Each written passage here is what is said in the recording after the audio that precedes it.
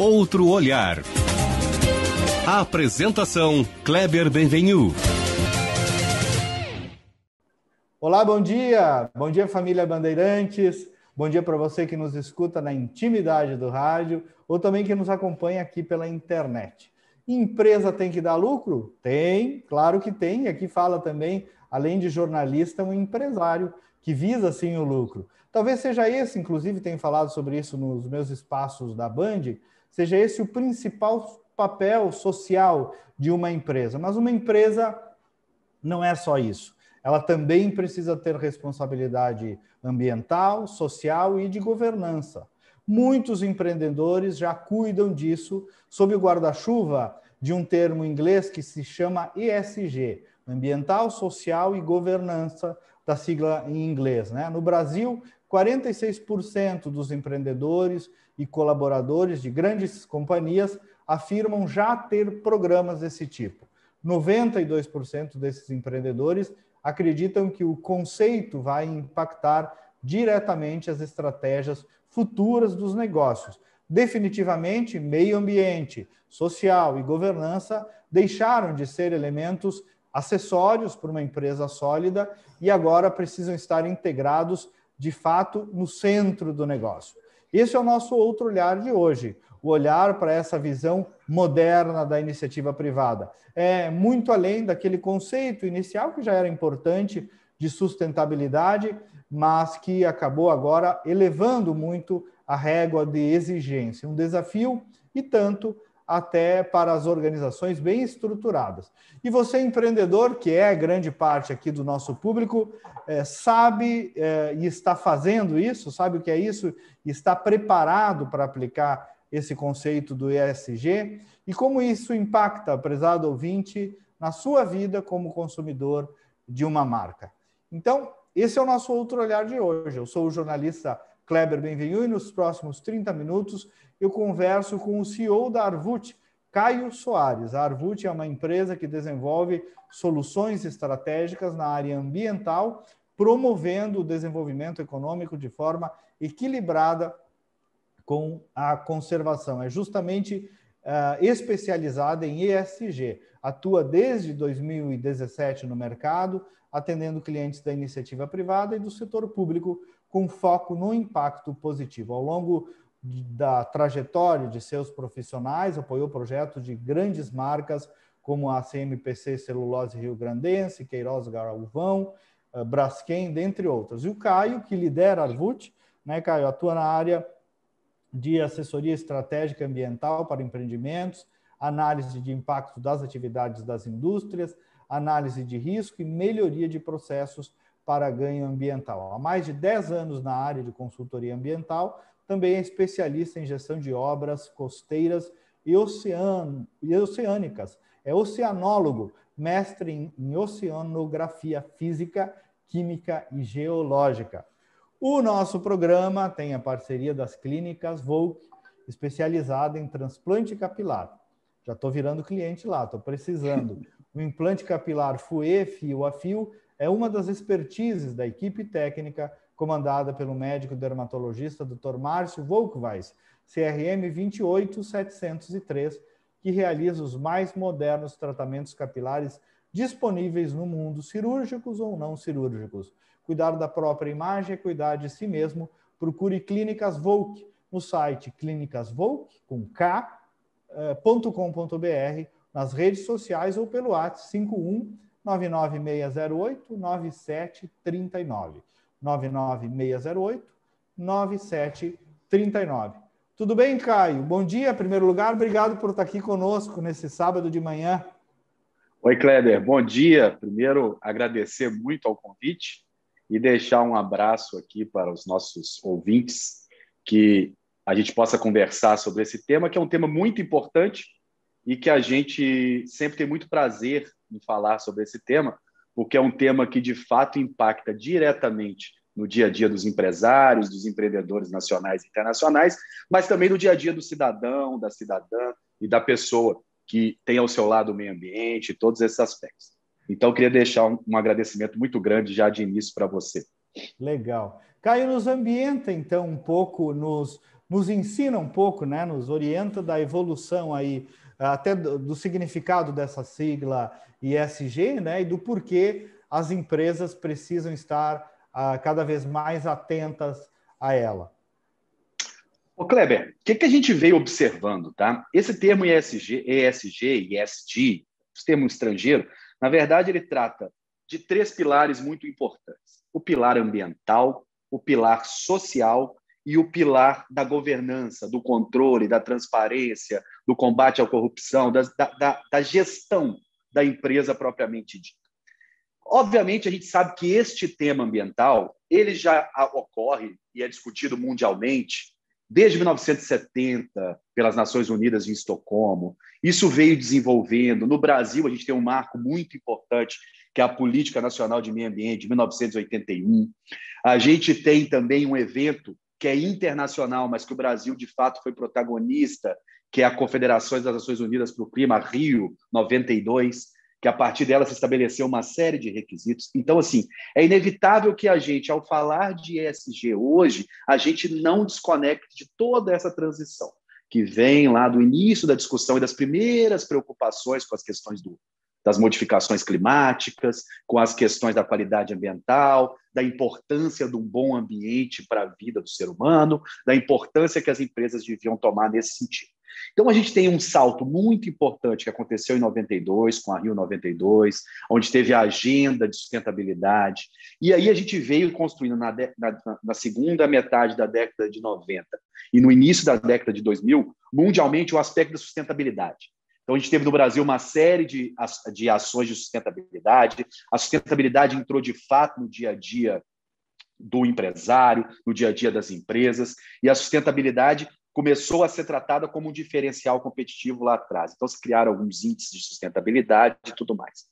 Isso acabou em um momento, e foi esse momento ali na primeira metade desse século, ali, 2000 e pouquinho, 2005, 2010, isso acabou, do nosso ponto de vista, da Arvut, de outros analistas que tratam desses assuntos, se perdendo um pouco nesse aspecto e ficando mais voltado a cumprir um checklist, ou seja, eu tinha que mais que demonstrar que eu era sustentável do que a preocupação com o impacto de eu ser sustentável geraria para o meu negócio, ou gerariam para as pessoas, geraria para o ambiente, para as novas gerações e para as gerações que estão aqui. Então, isso acabou se perdendo um pouco nesse processo e acabou outras pautas se impondo. Mas tinha bastante ansiedade, talvez pouca efetividade, né? E aí foi se transformando em vida real, né? Mais do que um conceito aberto, né? Exatamente. Isso acabou, por início, tendo um conceito muito forte, mas depois, por um tempo, isso acabou sendo assim: eu preciso ter índice de sustentabilidade. Então, eu vou lá, preencho uma série de checklists para que eu tenha esse índice. Então, eu estava mais preocupado em ter o índice do que em, de fato, gerar impacto positivo real. Perfeito. E aí, a gente volta nos últimos anos com esse conceito de ESG, e aí, esse conceito de ESG ele vem estruturado de uma forma interessante, de uma forma importante, e que faz com que a gente possa dar esse salto, que é sair do cumprimento de requisitos para o impacto real. Por quê? Porque quando o ESG volta à cena, ou seja, é a volta da sustentabilidade, digamos assim, ele volta trazido pelos financistas, trazido pelo mercado financeiro. Ou seja, o mercado financeiro entendeu que ter boas práticas ambientais, sociais e de governança eram chaves para a tomada de decisão do investimento, de um fundo de investimento. Por quê? Obviamente, a gente pode pensar por um lado, do lado mais bonzinho, do lado mais otimista, que eles estão preocupados com as novas gerações, estão preocupados com o futuro. Mas a gente pode entender também, por um outro lado, um lado mais pragmático, mais objetivo, que, na verdade, ter índices de ESG mitigam o risco, ou seja, diminui o risco daquele investimento. Por quê? Porque aquela empresa, de fato, vai estar incorporando nas suas ações que no curto prazo, no médio prazo e no longo prazo não vão gerar riscos para aquele investidor, sejam com um grande acidente, daqui a um pouco ele está investindo em uma coisa que é um grande poluidor, que é um grande gerador de desgaste ambiental, ou seja, os fundos de investimento começaram a se preocupar com isso. Consequentemente, a partir dos momentos em que os fundos de investimento se preocupam com isso e que dinheiro entra na jogada, isso naturalmente entra na pauta do dia a dia, entra na necessidade das empresas tomarem esse tipo de cuidado, porque... Eu tinha, Caio, um consultor aqui da Critério que ele dizia assim, o dinheiro moraliza as relações no mundo dos negócios, né? De algum modo é isso que tu está fazendo, né? Quando isso passou a ter um valor, inclusive para o negócio, né? Aí acelerou, pelo que eu estou entendendo, esse processo de tornar prático, né? Essa dinâmica, né? Não, exatamente. E aí, qual é o cuidado que nós temos que ter? E esse é o trabalho que a Harvard tenta fazer dentro do processo de ESG. Que ele não acabe tornando o que foi a sustentabilidade, um cumprimento de checklists. Por quê? Porque é muito importante que, óbvio, tem esse funcionamento que o mercado financeiro faz, qualificando ativos, restringindo riscos. A própria União Europeia classificou em uma série de atividades, quais as atividades geram mais impactos ambientais, quais geram menos, quais eram ações que essas atividades teriam que fazer para ela mudar de uma classe para outra. Ou seja, houve um regramento internacional e nacional que é muito importante para a gente estar trabalhando na mesma base, mas é muito importante que o empresário e que as empresas entendam que esses aspectos de ESG podem ser incorporados no seu propósito. E a partir do momento que ela é incorporada no seu propósito e no seu negócio, ela se torna legítima e ela tem, sim, uma capacidade de expandir o negócio, de gerar relação melhor com o seu consumidor, de fazer uma relação melhor com a comunidade, estabelecer relações onde todo mundo ganha. E aí a gente não pode desconectar esse novo boom do ESG ao processo que nós vivemos no mundo hoje, o processo de pandemia. Esse processo de pandemia, ele gerou uma série de ações aceleradas dentro de empresas. A gente viu empresas, por exemplo, a gente tem exemplos como a Ambev, que parou certas produções para, por exemplo, fazer álcool em gel para fornecer para as frentes das áreas de combate. A gente teve empresas como, por exemplo, a própria Celulose Rio-Grandense, que trabalha com a celulose, que fez uma fabricação expressiva de máscaras, por exemplo, para distribuir para a população. Ou seja, essa mobilização internacional, ou seja, não é romantizar a pandemia, mas essa oportunidade que a pandemia deu, ela acabou acelerando aspectos que trouxeram mais as empresas para esse entendimento dos aspectos ambientais, da sua importância social. A gente teve também empresas que se consorciaram, se juntaram, por exemplo, para construir hospitais, para apoiar iniciativas em prefeituras, ou seja, o ESG ele acabou sendo muito fortalecido. E a gente acredita muito fortemente na Harvard que pós-pandemia, ou seja, tem que olhar esse mundo também pós-pandemia, essa vai ser uma condição básica de entrada das empresas no negócio. Assim como foi... Ainda, né? Mais forte ainda, né, Caio?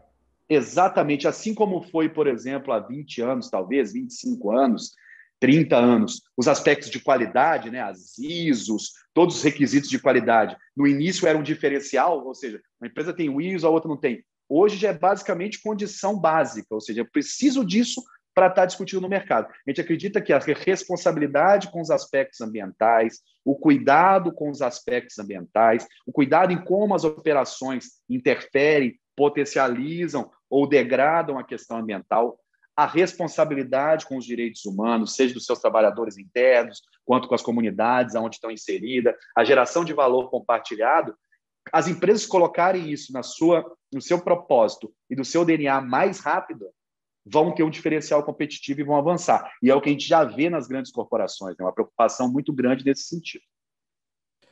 Tu está falando aí, em grande medida, quer dizer, quase, mesmo com toda essa evolução e os números que eu dei na abertura, tu estás falando aí de uma técnica, né, Caio, mas também de uma catequese, né? Ainda uma evolução cultural que está o que está chegando às empresas. O Brasil, na relação com o mundo, é um país evoluído nesse sentido ou não, Caio? Como é que tu compararia isso? Ô, Kleber, eu compartilho muito com a ideia que o próprio governo americano agora estabeleceu no Brasil, né? O Brasil, até por todo o seu histórico ambiental, a Rio 92 foi aqui, o Brasil detém parte mais significativa da maior floresta tropical do mundo. O Brasil detém uma costa com mais de 8.600 quilômetros. A gente tem biomas super importantes aqui. É um país, do ponto de vista ambiental, muito importante. O Brasil tem que ser o grande líder mundial nessa discussão.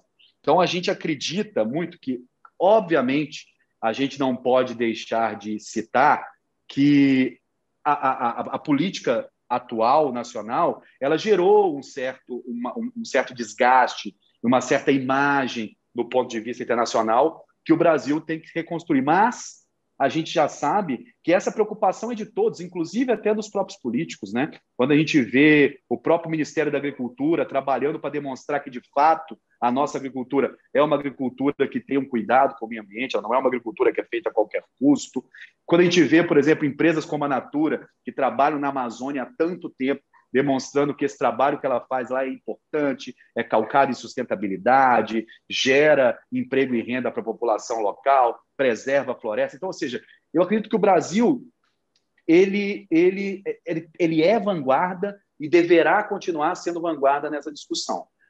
Eu acho que o Brasil ele tem ações muito importantes, até do ponto de vista técnico. Por exemplo, a gente não pode deixar de citar a própria Petrobras, que é uma empresa que tem um know-how técnico de exploração em águas ultraprofundas muito grandes e também que tem um trabalho do ponto de vista ambiental, de entendimento das variáveis ambientais também muito relevante. Então, ou seja, o Brasil tem tudo para estar num posto de vanguarda, ou seja, ser à frente dessa discussão. E é a própria provocação que os Estados Unidos fez ao Brasil, né? O Brasil tem que encampar esse processo, essa discussão.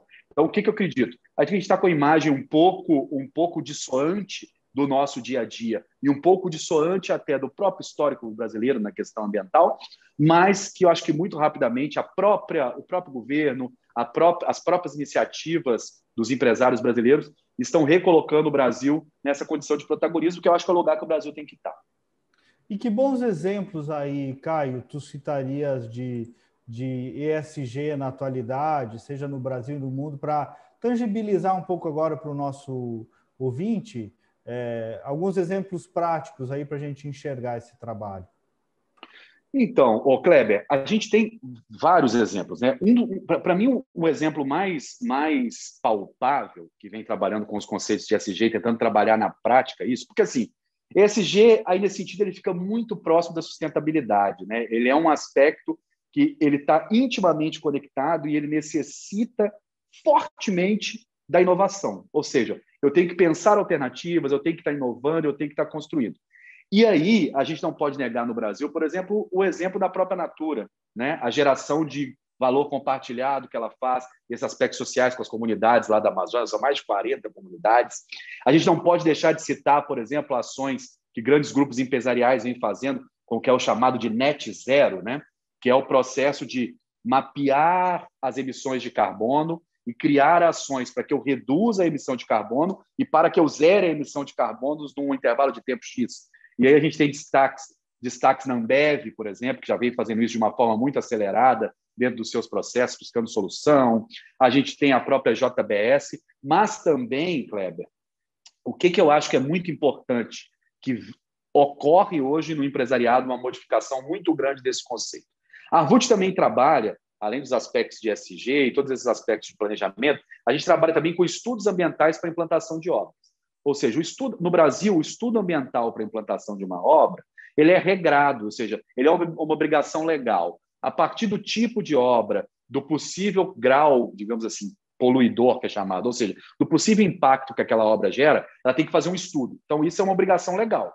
O empresário tem que fazer isso para obter as licenças ambientais. Obviamente, durante muito tempo, isso era feito meramente, ou seja, só para cumprir aquela necessidade, aquele rito para obter a licença. Hoje a gente já vê empreendedores que vêm buscar o nosso trabalho não para a gente meramente atender aos requisitos que o órgão ambiental vem pedindo para ele estudar, para que a obra dele seja implantada.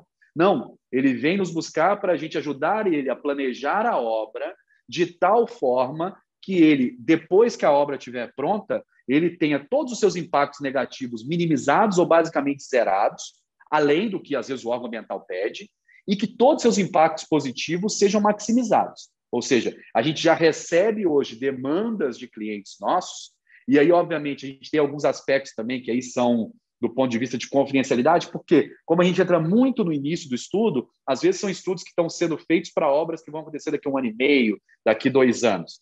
Então, a gente tem um certo cuidado nesse processo, mas a gente já vê um crescimento muito grande de empresas que estão preocupadas em, ao instalar sua obra, não só seguir os requisitos legais e o que o órgão ambiental está pedindo, mas preocupados em que a obra gere, de fato, impacto positivo para a população que está do lado, que a obra gere impacto positivo de emprego e renda, não emprego e renda lá, por exemplo, para algum funcionário que vinha dos Estados Unidos, ou da Alemanha, ou de São Paulo, para daqui a pouco um funcionário que está ali do lado da obra, para que capacite aquelas pessoas, para que os impactos negativos, mesmo que eu tenha que dar soluções técnicas de engenharia que momentaneamente sejam mais caras, ou seja, tem que montar algum requisito de engenharia que vai onerar momentaneamente a obra, mas ele já identifica que onerar naquele momento é vantajoso no longo prazo, porque ele reduz o custo de relacionamento, ele tem ganho de marca, ele tem uma série de outros ganhos. Então, a gente já observa, de fato,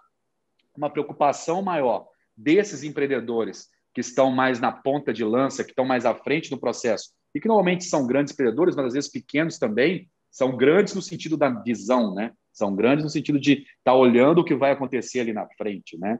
São grandes, não necessariamente no faturamento nem nada, mas eles já observam que isso deve ser incorporado direto no seu processo. Então, a gente já vê ações tangenciáveis muito claras no sentido de: Caio, eu não quero uma licença que você siga os requisitos do TR. Eu quero que você monte soluções dentro da minha obra para que ela tenha, por exemplo, impacto zero. Isso a gente não via há 5 anos atrás. É o que hoje a gente vem vendo e vem acompanhando. Eu vi que vocês e não só isso. Vocês usam um termo, Caio, não sei se é isso, de sinal alfa, né? Ou seja, geração de retorno, né? Que é um pouco isso, né? O cara quer concretude mesmo, né? Exatamente. E aí começou, eu acho que, e aí o próprio processo acelerou isso. Essas empresas elas estão mais preocupadas no retorno fático, ou seja, no que de fato está retornando, do que meramente ter um indicador lá que demonstre para um acionista que ele seguiu um requisito. Ou seja, óbvio, também é importante, porque tem investimento, toda a questão financeira por trás disso, não vamos tirar a importância disso. Porque a nossa, digamos assim, a nossa atenção é dada para que não só isso seja feito, não só os indicadores, mas que também sejam preocupados com os impactos, ou seja, os retornos gerados a partir dessa maior preocupação com as questões ambientais. E eu acho que isso já é cada vez mais nato, cada vez mais natural dentro das novas lideranças e dentro das novas empresas. E a gente acredita que as empresas que vão estar à frente desse processo do desenvolvimento de todas as áreas, elas vão estar preocupadas com isso. Vai ser uma condição... Estranho é quem não pensa assim, né, hoje em dia já. Exatamente, né? Exatamente. É muito estranho quando você recebe alguém, e aí a gente, às vezes, recusa trabalhos exatamente por isso, né? Quando a gente entende que o empreendedor não está fazendo um empreendimento à luz do que a gente acredita que tem que ser feito, e que não tem como construir essa ponte para demonstrar isso para ele, a gente, às vezes, recusa trabalho. Mas cada vez é menos. Cada vez menos pessoas chegam pensando em fazer um processo a qualquer custo, assim, nesse sentido. Caio, e a Arvut, então, para a gente entender, ela atua desde a construção dessas soluções estratégicas na área ambiental até o acompanhamento, nos posiciona um pouco agora a atuação. Um empreendedor te chama, o que ele te pede, o que tu entregas? Ô, Kleber, a gente gosta de falar que a Arvut é uma empresa de construção de soluções estratégicas na área ambiental. Por quê?